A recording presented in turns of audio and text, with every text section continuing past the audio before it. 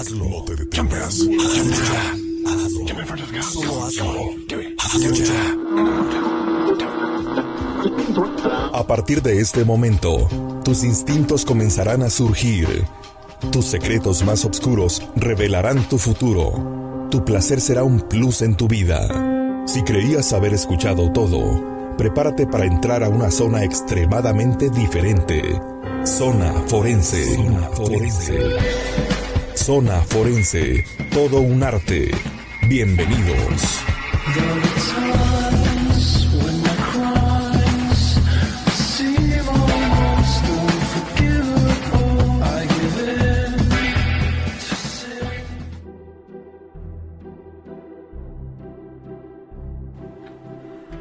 Antes de comenzar este expediente, quiero pedirte algo.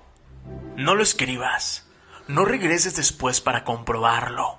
Solamente recuérdalo. Imagina que presencias un crimen. Todo sucede en cuestión de segundos. Una persona corre frente a ti. Alcanzas a ver su rostro, su ropa, una prenda de cierto color. Escuchas una voz. Hay un vehículo esperando unos metros más adelante. La persona sube y desaparece. ¿Lo tienes? Guarda esa escena. Volveremos a ella más adelante. Bienvenidos a Zona Forense, todo un arte.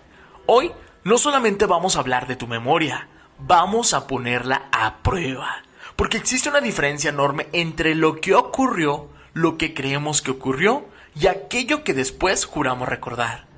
Hoy abrimos Testigos del efecto Mandela, recuerdos falsos y condenas reales.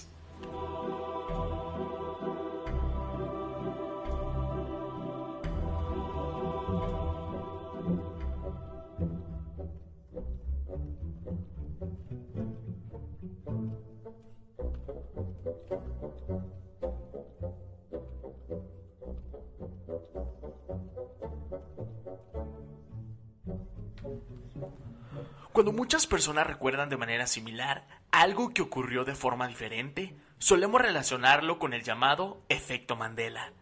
El término se popularizó porque algunas personas aseguraban recordar que Nelson Mandela había muerto en prisión durante los años 80. Pero Mandela fue liberado en 1990 y murió en 2013. Lo interesante no era solamente el error, era la certeza. Personas convencidas de recordar noticias, imágenes e incluso conversaciones relacionadas con un acontecimiento que nunca ocurrió de esa manera. Pero aquí debemos separar el entretenimiento de la evidencia.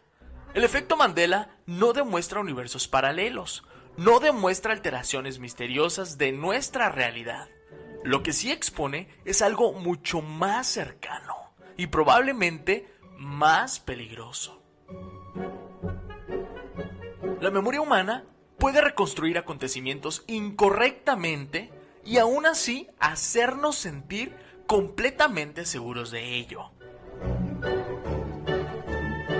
Muchas veces imaginamos nuestra memoria como una cámara.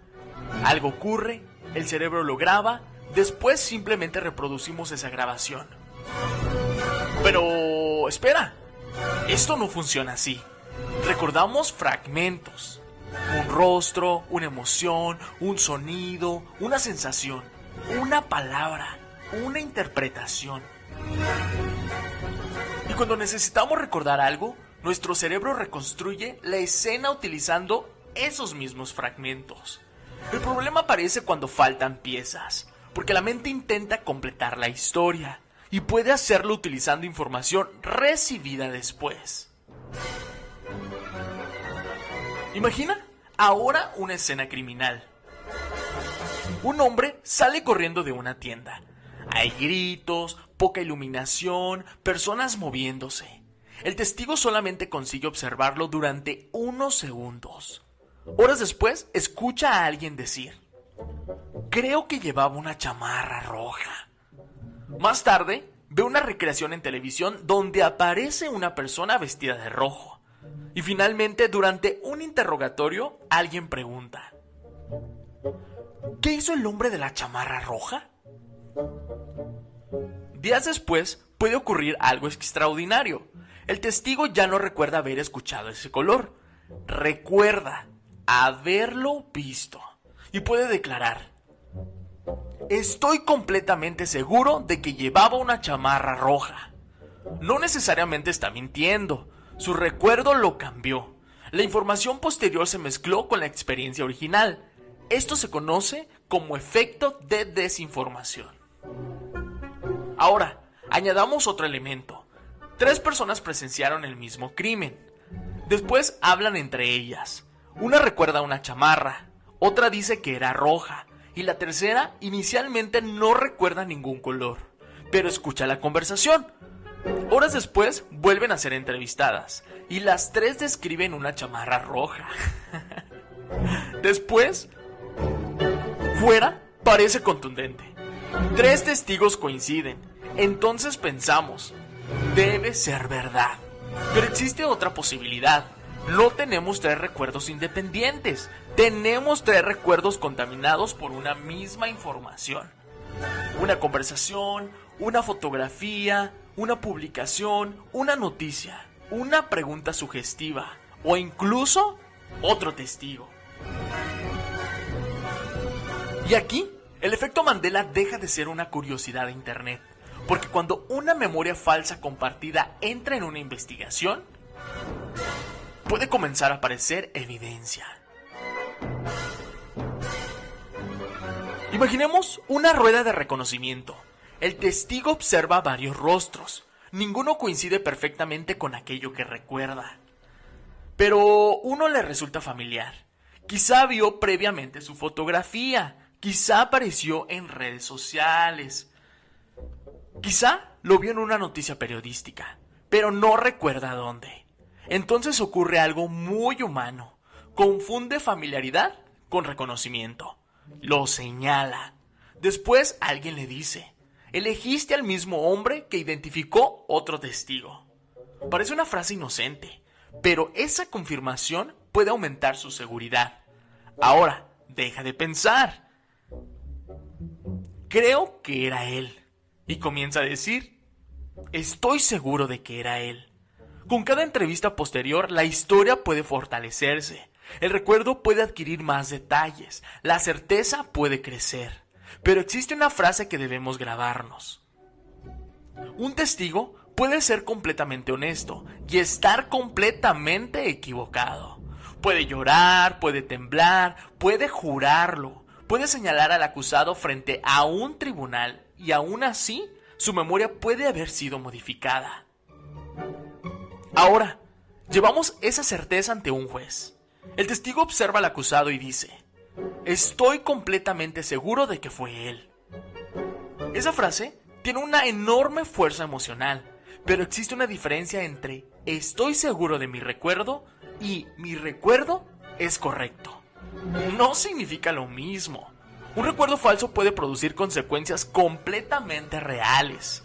Una identificación equivocada, una investigación dirigida hacia la persona incorrecta, otros sospechosos descartados, una acusación, una condena y, por supuesto, años de prisión. Y mientras una persona inocente cumple una sentencia, el verdadero responsable podría continuar en libertad. Por eso, estudiar la memoria no significa desconfiar de todos los testigos. Significa comprender sus límites y proteger la investigación de aquello que nosotros mismos podemos introducir dentro de ella.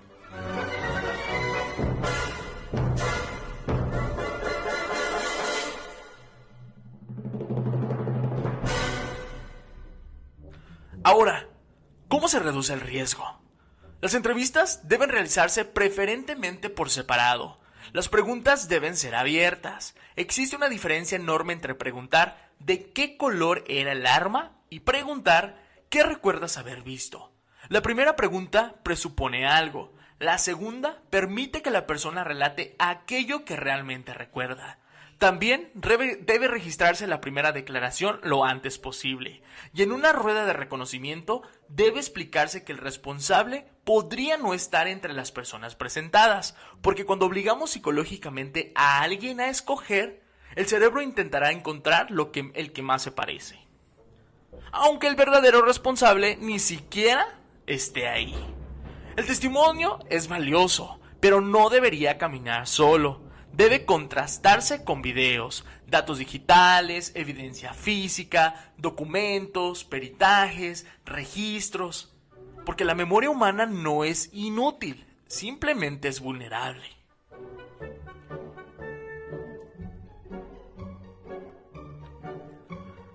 Y ahora, regresamos al principio del programa. ¿Recuerdas la escena que te pedí imaginar? Una persona corriendo, un rostro, una voz, un vehículo y una prenda. No regreses al episodio, no lo regreses. Respóndete utilizando solamente tu memoria. ¿De qué color era aquella prenda? ¿Roja?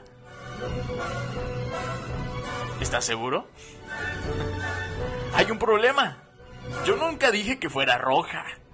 Al comienzo solamente dije una prenda de cierto color. Nunca dije cuál. Pero durante este programa escuchaste varias veces chamarra roja, rojo, hombre de la chamarra roja. Y quizás sin darte cuenta, esa información terminó viajando hacia la escena inicial. No cambió la grabación, no cambiaron mis palabras. Cambió tu reconstrucción.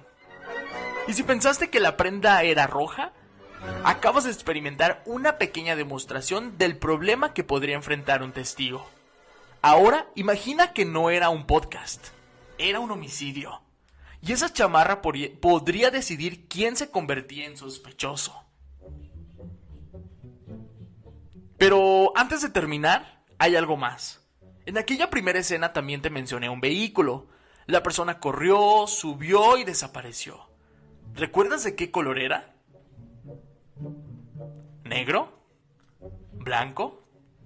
¿Gris? Quizá alguno apareció inmediatamente dentro de tu mente, pero tampoco te dije el color. ¡Nunca! Entonces, ¿de dónde salió? Quizá simplemente lo imaginaste. Quizá tu cerebro completó aquello que faltaba. Y eso nos conduce a una de las preguntas más incómodas de este episodio. Si nuestra mente puede agregar información y después presentárnosla con sensación de recuerdo, ¿cuántas veces hemos dicho: yo recuerdo perfectamente que ocurrió así?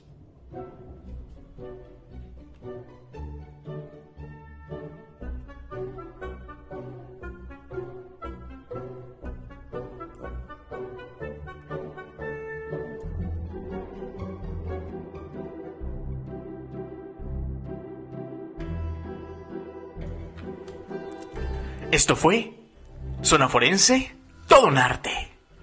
Hoy comenzamos hablando de testigos, terminamos hablando de nosotros. Porque una escena del crimen puede contaminarse, una evidencia puede contaminarse, un testimonio puede contaminarse. Y también una memoria.